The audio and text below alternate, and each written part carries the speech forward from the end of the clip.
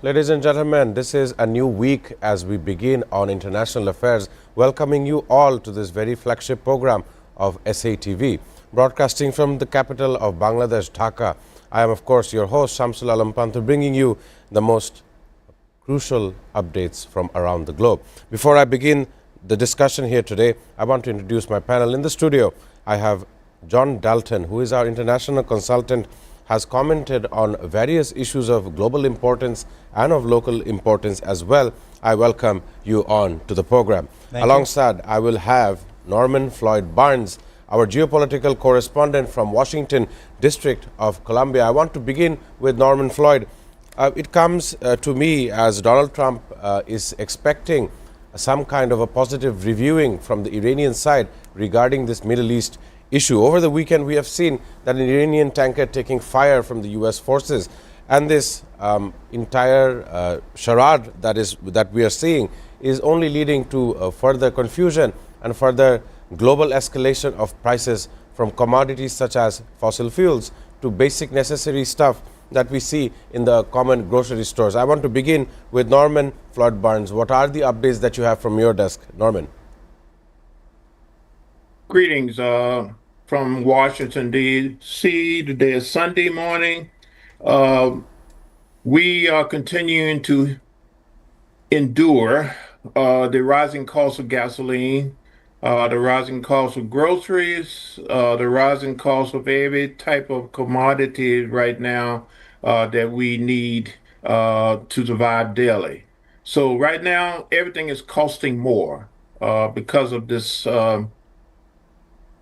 situation in the Middle East. The government here is waiting for a response from Iran to determine exactly what actions that the Trump administration is going to take in terms of military.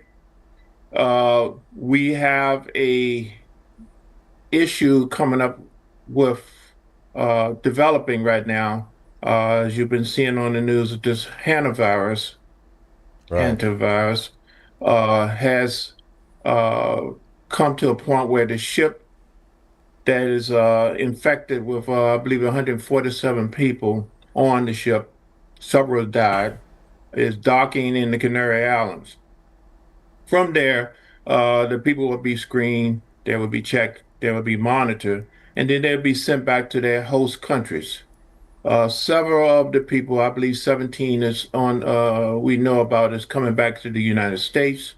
They will be taking from the CDC, they will be taken to a containment center in Omaha, Nebraska, where they'll be monitored and quarantined.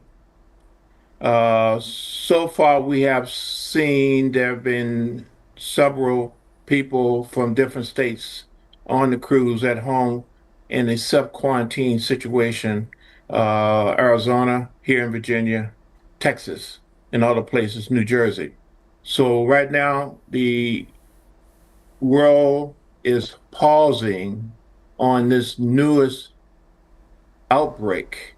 Even though they are stating is low, as we remember back in the COVID, when COVID came out, it was considered low. We're now facing another epidemic of global proportions that could develop. Ironically, this is happening during the time we are now dealing with a war. We're dealing with administration that is fighting here in the United States, and we have midterm elections come up. So now we have this biological, partial biological effect on the world that may have effect on everything else that we do from now on. So we are waiting to see exactly how far this virus has affected and what will be the outcome of that. But we have a whole summer coming on, and we have, believe it or not, next month we have the World Cup. Timing is impeccable. Thank you. Of course, the statements by Norman Floyd Barnes actually does summarize the worldwide events that are taking place today. Of course, a big mention here would be the hantavirus. It is a virus that is born from the feces of rats. So the infestation on the MV Hondias has taken to a global role. It has anchored on at Tenerife in the Canary Islands, but I believe it's not everyone that was infected. A couple from Singapore was suspected to have symptoms, however, they weren't infected of the cause. On the other side, over the weekend, we have seen some developments regarding Iran. There was talk that Islamabad may be taking another step towards a second round of talk. However, the attacks on the oil tankers of Iran in the strait itself, it's breaching any kind of ceasefire, breaching, once again, moving back away from the dialogue table back into the war front. I want to understand how you feel about the Iran issue as the world progresses on. It's been 2 months and a week or so, and it has detrimental effects everywhere. And on the other side, we see an epidemic in the brewing, Hunter virus. I remember Bill Gates, the founder of Microsoft, saying that we should be preparing for the next pandemic. And he said those comments when the last coronavirus pandemic happened. So today that is now a reality, his words. I want to hear comments from these issues. Well, let me deal with the real rats before we get into the political rats. The hantavirus, is, as you said, is rat feces, but it's also airborne. Right. The dust from those, so that it's easily spread in a contained environment like a cruise ship. That when it gets into the general population or a wider area, it's not quite as dangerous. But all of these viruses that can be easily transmitted xenophobically, they say, or from zootopically, are dangerous. No question about it. It is ironic, but totally predictable, that Robert Kennedy Jr. at the CDC has eliminated the infectious diseases unit and fired all of the experts who would otherwise be available to analyze the hantavirus and all of its effect on the population. So, as you know, these things are unpredictable. Gates was correct, and other people have been correct. It's the next unknown virus which is coming, which has to be thought about and prepared for. But the United States, again, is ill prepared. I'm glad to see we have these units that are contained in Nebraska or other places that can deal with the limited population on that boat. But we certainly don't want it to become something so more widespread, as was COVID, Right. So disruptive to the economy. Now let's talk about the ever-going war, huh? The endless war. This is like two ships passing in the night. They keep passing papers back and forth. This is our proposal, we don't accept. This is our proposal, we don't accept. Neither one of these organizations is willing to bend. All I remember is that before this incident occurred, the Strait of Hormuz was open. Now it's closed on account of the direct causality of the war. The causation came from the attack by Israel and the United States on Iran. They reacted. So now they are being held accountable and responsible for their reaction, as opposed to analyzing, was the reaction justified in any way, which it was not from the U.S. perspective. Iran was never a threat. The nuclear arsenal was never a threat to the United States. There's no need for it to have been such an outrageous killing and bombing. If anybody there remembers before that there was these riots in Tehran, and immediately after that, Mossad, who was on the ground, this is the intelligence agency for Israel, Yeah. went to the United States with Netanyahu into the Situation Room, explained to Donald Trump and his allies that the population was ready to overthrow the regime. If we give them the support that's necessary, Iran will be free of these clerical leadership. None of that was true.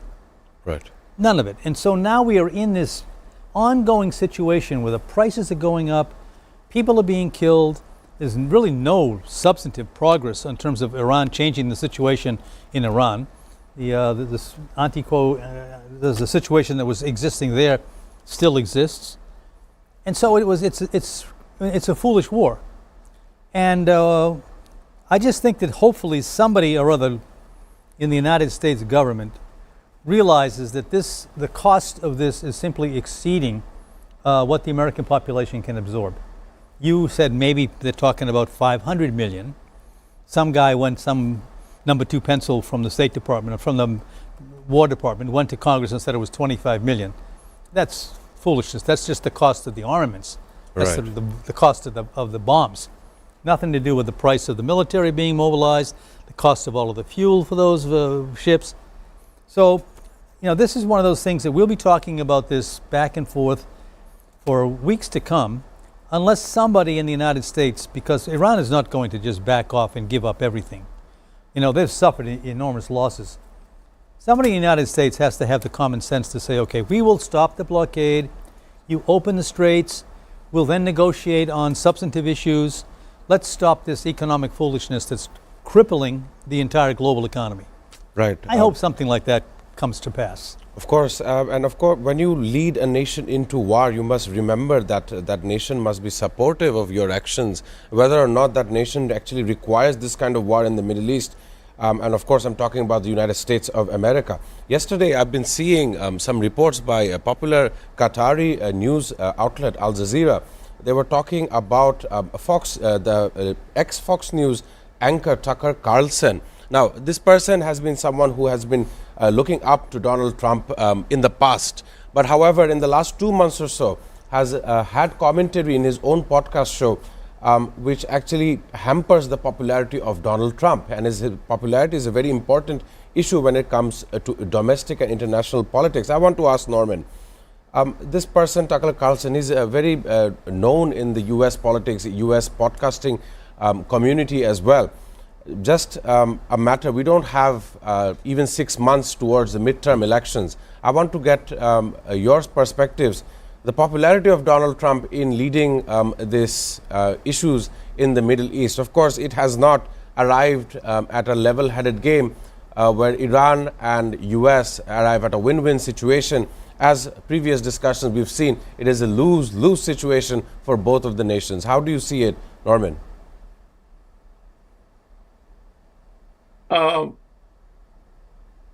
The Trump administration and the president has created a situation, what we call, I would say that the situation is basically self-manufactured, a problem with the economy here in the United States as a result of their ambitious goals to bring America back.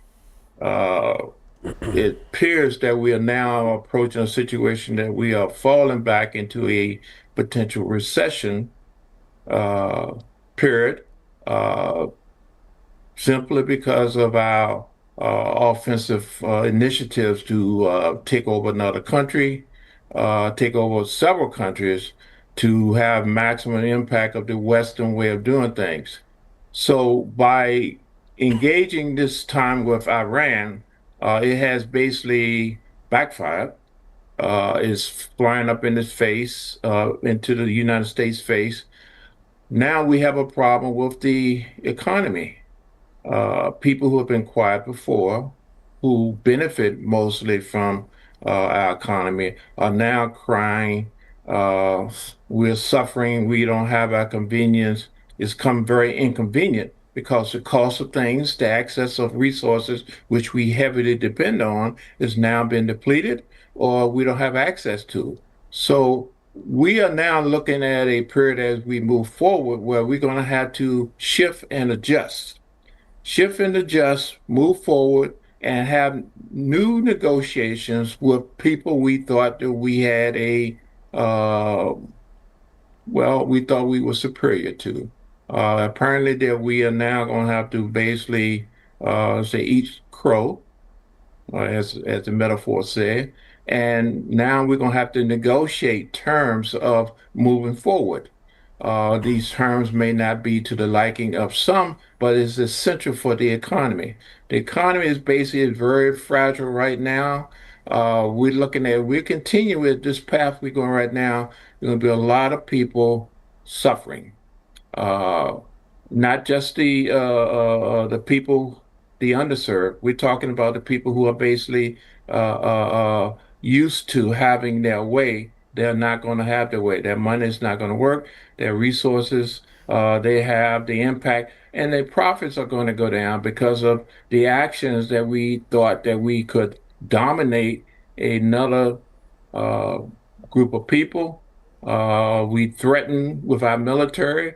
It appears now that our military might is not as more of a bark than a bite in terms of how we do things. We have a military is a very limited response to things, and it will not force or bully people into change.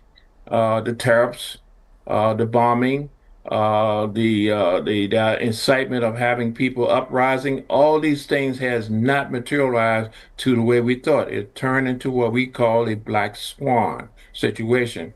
It is backfired.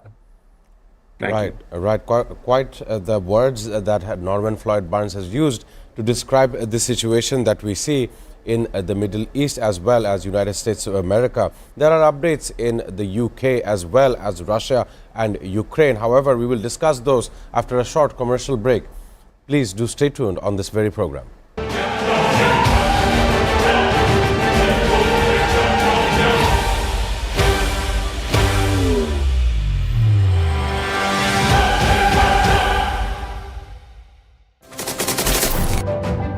Hello and welcome to International Affairs, and my name is Shamsul Alam Panto. I don't see an easy resolution to this because every slight deviation from the plan, opening an open war conflict with them, testing nuclear missiles, Russia's announcement of these supposedly successful testing, special and exclusive footage that is being played on SATV screen. Really coming to terms with Hamas. Damage estimated between this entire issue. President Trump is expected to hold bilateral talks. preserving biodiversity and tackling climate change. We cannot protect the planet before we negotiate peace. Where is it going? Is it understanding the needs of its people before the needs of this global world? For China to come to agreement, They will face better projects. With President Xi of China and President Lee of South Korea. Trump's White House that is in favor of these things. simply not enough action being taken to address the problem of fossil fuels. What their plan initially is towards the Caribbean, a place that has been met with two types of disasters. Bangladeshi students at the same level of opportunity internationally and domestically. International Affairs. Watch every Sunday to Thursday at 2 p.m. only on SATV and SATV Digital. Hello and welcome to International Affairs, and my name is Shamsul Alam Panto. I don't see an easy resolution to this because every slight deviation from the plan, opening an open war conflict with them, Testing nuclear missiles. Russia's announcement of these supposedly successful testing, Special and exclusive footage that is being played on SATV screen. really coming to terms with Hamas. Damage estimated between this entire issue. President Trump is expected to hold bilateral talks. Preserving biodiversity and tackling climate change. We cannot protect the planet before we negotiate peace. Where is it going? Is it understanding the needs of its people before the needs of this global world? For China to come to agreement, They will face better projects. With President Xi of China and President Lee of South Korea. Trump's White House that is in favor of these things. simply not enough action being taken to address the problem of fossil fuels. What their plan initially is towards the Caribbean, a place that has been met with two types of disasters. Bangladeshi students at the same level of opportunity internationally and domestically. International Affairs. Watch every Sunday to Thursday at 2 p.m. only on SATV and SATV Digital. Hello and welcome to International Affairs, and my name is Shamsul Alam Panto. I don't see an easy resolution to this because every slight deviation from the plan, opening an open war conflict with them, Testing nuclear missiles. Russia's announcement of these supposedly successful testing, Special and exclusive footage that is being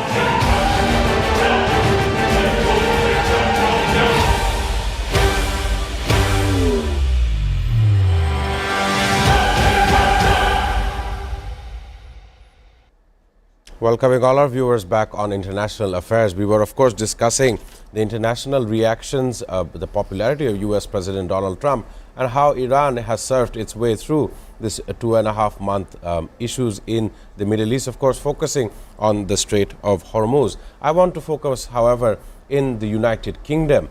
The political landscape in Scotland, Wales and England's councils have shifted dramatically over the last 3 days. The local elections in the United Kingdom were held in 7th May for almost 5,066 English councillors for 136 English local authorities in 6 directly elected mayors in England. I want to discuss this very issue starting from John Dalton in the studio. The Labour Party seems to destroy its popularity in this recent results from this election, as Keir Starmer is vowing to remain in office even after Labour losing ground in these local elections. How do you see this handling of the Peter Mandelson case earlier regarding the Epstein files as well?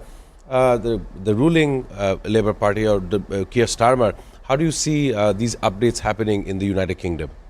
Well, I mean, Starmer's party was hammered in Wales, in Scotland, and in England, of course. And the winner is an anti-immigration party, a right-wing party, Reform England. This is Nigel Farage's party. They have won a number of constituencies, and they're showing extreme power over Labour. Labour has been dismissed. No, this is the first time in Wales. You know, this is a coal mining country with great poverty. Labour has always been the party which has been looked up to in Wales. Out, back of the hand, slap. A lot of immigrations that happened, immigrants that support this very party, and that is why the reaction that came out, I believe. Well, Farage is an anti-immigrant guy, and he's the Brexit guy. So he sits in the European Parliament. He is a mouthpiece for conservative values, a friend of Donald Trump's. In fact, he came to the United States and campaigned for Trump in 2024. Right. So I think the Labour Party is going through some sort of identity crisis, you know, from all of the stumbles that were made from number 10. And I think that what's going to happen is that I don't know how long Starmer can hold on. Some people say he might be able to last until August. But the pressure on him is going to be extreme. Because, I mean, waiting in the wings is the Conservatives who would like to get back into power. You've got the Reform Party, which is sitting out there now in ascendancy in these other independent jurisdictions. Right. You know, so Wales and Scotland, England are sort of like stumbling at the moment. And Starmer does not seem to be able or seems to be unable to come up with any kind of cohesive policies that will bind them together. And little things can have a big consequence. Like you said, the Mandelson situation. Mm-hmm. He misstepped badly, but he showed that he was unwilling to listen to advice. Is a real thing. And when you get a prime minister who's unwilling to listen to advice from technical, competent bureaucrats, you know, he's kind of exceeding his authority. He's asking for trouble in the British system. Right, and what has taken to the attention of the world media is actually the Green Party of England and Wales. It's headed by Zach Polanski, who is, I think, a Jew in the London Assembly. He's been taking part in pro-Palestinian movements, which has often caused anti-Semitic attacks on Jewish people. We've seen a stabbing that happened in the United Kingdom just last week. I want to ask Norman Floyd Burns. We usually do not talk about the United Kingdom and how the kingdom shall deal with its affairs, especially Zach Polanski, the party leader of the Green Party of England and Wales, coming to popularity, is the reason behind anti-Semitic attacks on Jewish people. I want to get a comment how you see the Labour Party losing its seat and Keir Starmer still vowing to continue in number 10. I want to get a comment from Norman. Yes, the situation in the UK is similar to what's happening around the world. The Starmer Party, the Labour Party, everybody's in transition, and they are basically trying to figure out a way how we're going to collectively bring people together. Well, their situation is no different from anywhere else, including here in the United States, other countries. The future is unknown because of this constant state of conflict between Europe, NATO, Russia, the Middle East, uh, Big Brother United States. No one knows exactly where the comfort level is. So these Starmer is basically fighting a losing battle right now, trying to bring people together. Uh, these nations are now not willing to sit back and endure what is given. They want now to be activated and do things and create their own future. Right now, the government, the parliament, the current administrations do not have an answer for that. The world don't have an answer for that. So right now, we're going to see a major change, a major shift. You know, we talk about the midterm elections here in the United States. Well, we got other things going on in the world, particularly in Europe, the UK. They are transitioning too. Exactly how are we going to move forward? What relationships we have? How do we deal with our international affairs? And more importantly, how do we take care of the people? The people are hurting. The people do not have the means necessary, jobs, services, overtaxation. But we're still waiting for an answer. And come that time now that we're not waiting for our current leaders. Our leaders must act or get out. I can say the same thing here in the United States. Our leaderships, the people we put in place, are not producing. They are just existing and enduring. And again, comes back to the common person, the people. They have not seen any results. So it's time for change, massive change globally.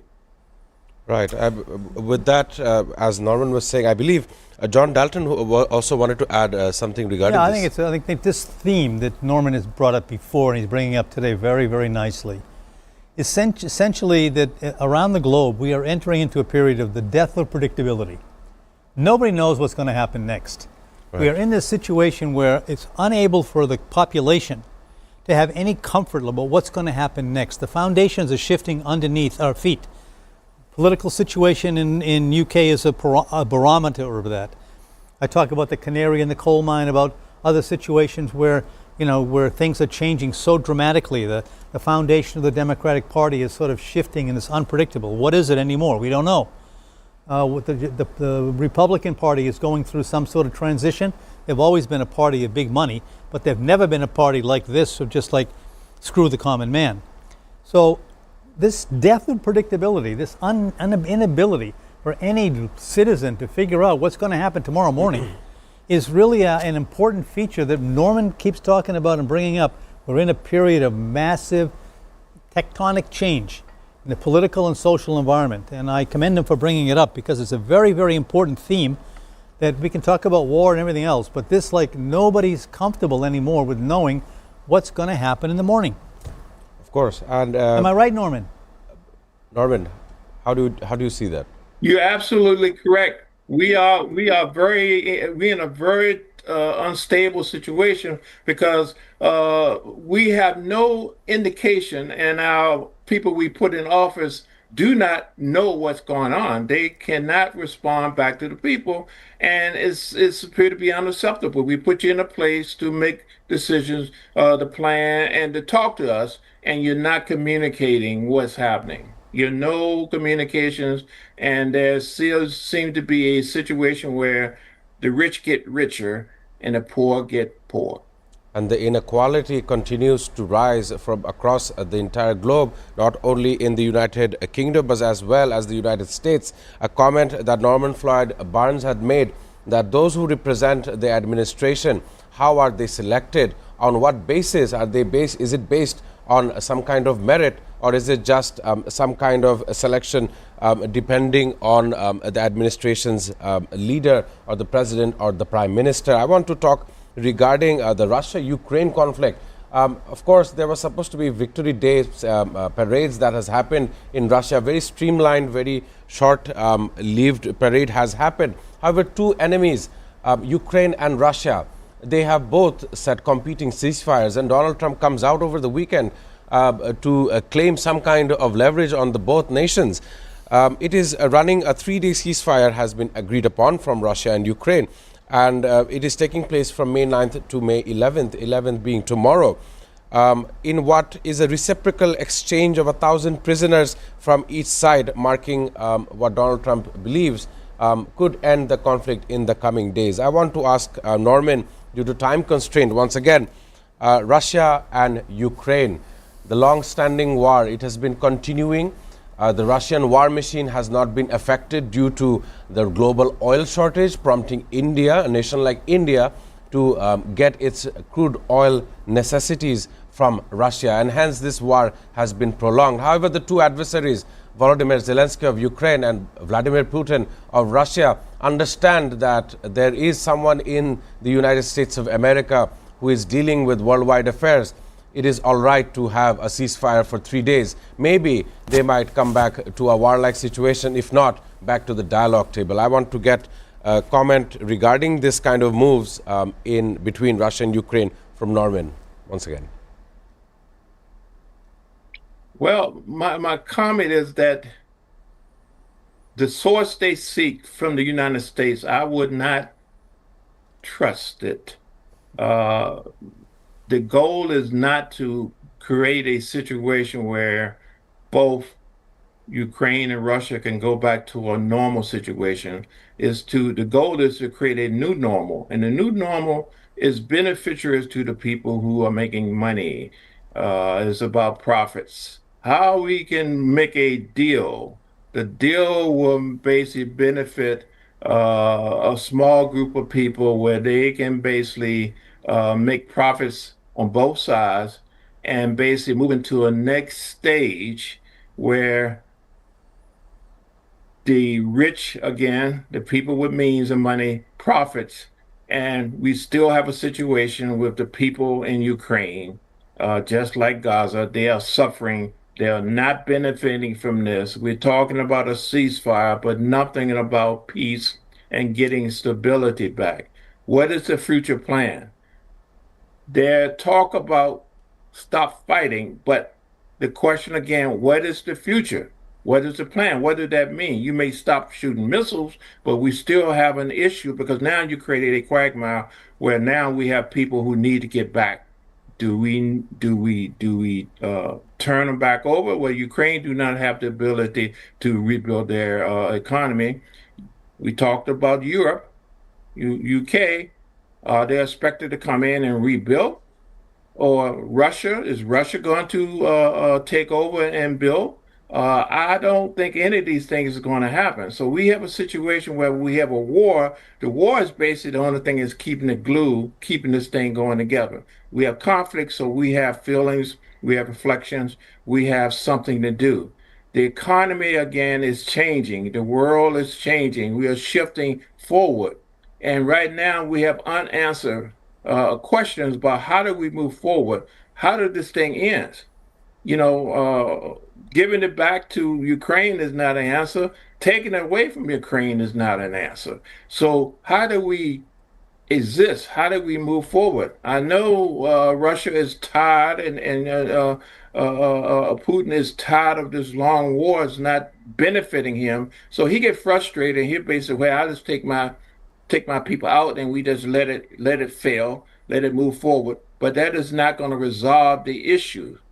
The issue is how do we move forward and how do we coexist? Because if not, the world will suffer again from that situation, just like other situations. We have a tendency, we have a pattern now of destroy and destruction, but we have nothing in terms of construction and moving forward for the future. As long as we have this, we will have these conflicts. These conflicts will never end. Will be endless wars, endless conflicts because the people's needs are not met. Right. Excellent statements coming from Norman Floyd Barnes, a very important as it pertains to the current global order. Coming back to the studio with John Dalton, very short comments I want from you regarding the Russia-Ukraine. There was an issue that we bringed out during the break, how the Caspian Sea offers a direct route from Russia onto northern Iran, and the sharing of missile equipment, drone equipment, as per the latest reports that are coming out. On the other side, we see satellite imagery showing a large oil slicks near Iran's Kharg Island, the main export terminal, with the European Copernicus data indicating possible leaks, having an ecological impact as well, stemming from the whole notion of war. A comment before we can head for the break. Well, the Caspian Sea was something like is the world's largest lake, really. It's called the Caspian Sea, but it connects northern Iran directly up to Russia. Right. And on the way, it goes past Turkmenistan and Kyrgyzstan, all that kind of stuff. And it has always been probably one of the most active smuggling areas in the entire world. Right. And stuff has been moving, goods have been coming back and forth between Russia and Iran for centuries, let's say. I mean, or at least for a very long time. And now there are stories that, of course, all of the drone technology that had been developed and shared between Russia and Iran is now moving back and forth. Russia is providing now more upgraded drones to Iran based upon the model that Iran had developed. Russia improved it and now sending it back. The Shahed drone, for example. Yeah, they had the drone method, that they sent to Russia. Russia said, we can improve on this. And now the improved version is going back to Iran to be used in their war against the United States and Israel. But that, just the other day, Israel bombed the port at the northernmost part of Iran. So they understand the risk that's involved with having that open sea being a source of resupply for Iran. And the Strait of Hormuz does not become so critical because they have an alternative source of supply.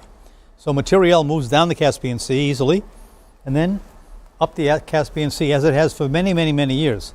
What happens there is they cannot track the ships because they're all clever enough to turn off their transponder.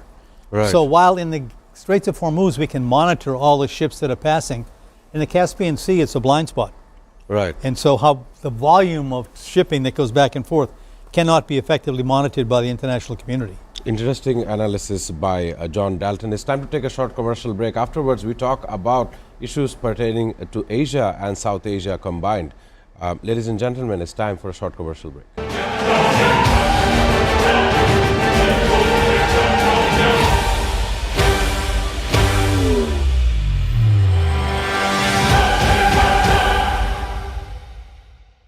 Laid on SATV's screen. Really coming to terms with Hamas. Damage estimated between this entire issue. President Trump is expected to hold bilateral talks. Preserving biodiversity and tackling climate change. We cannot protect the planet before we negotiate peace.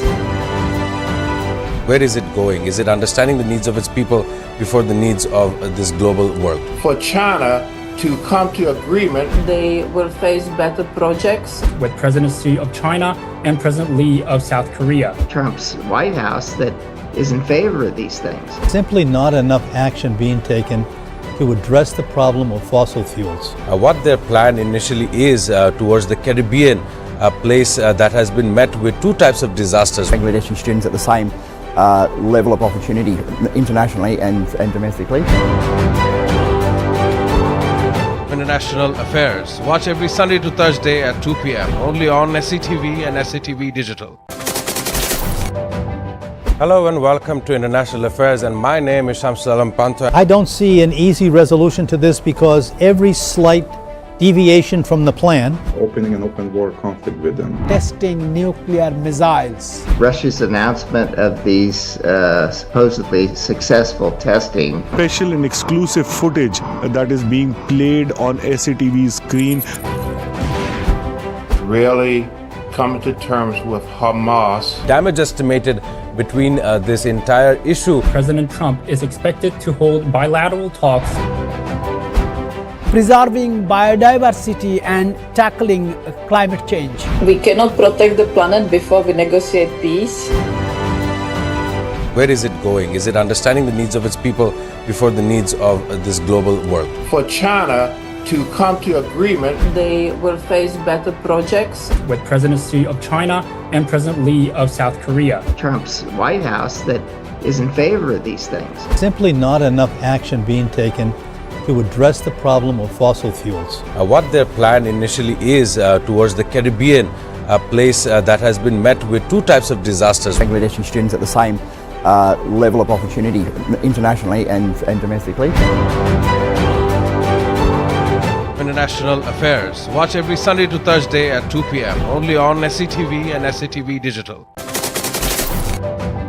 Hello and welcome.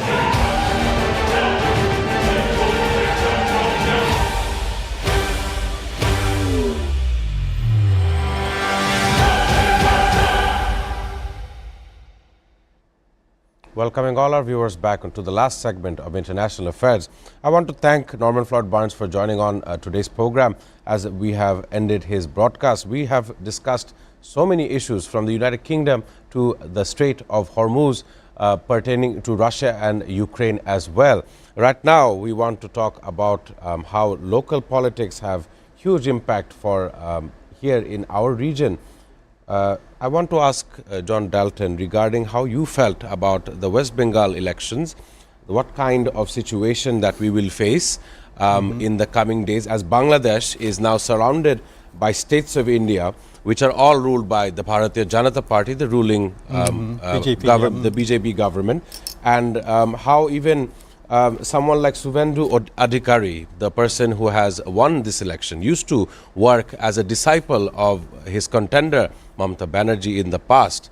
There has been direct allegations from the BJP regarding his tenure in the Trinamool or the Grassroots Congress previously. However, now he has taken oath and he will now serve the Hindus of Hindustan, as they refer to their nation, because we may call it as India, a union of states, but they have conflicting ideologies that do not see eye to eye even with our nation. So I want to get how you felt regarding local politics here in our region.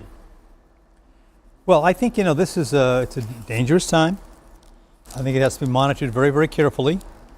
At the macro level, of course, India and Bangladesh have to have cordial relationships. Right.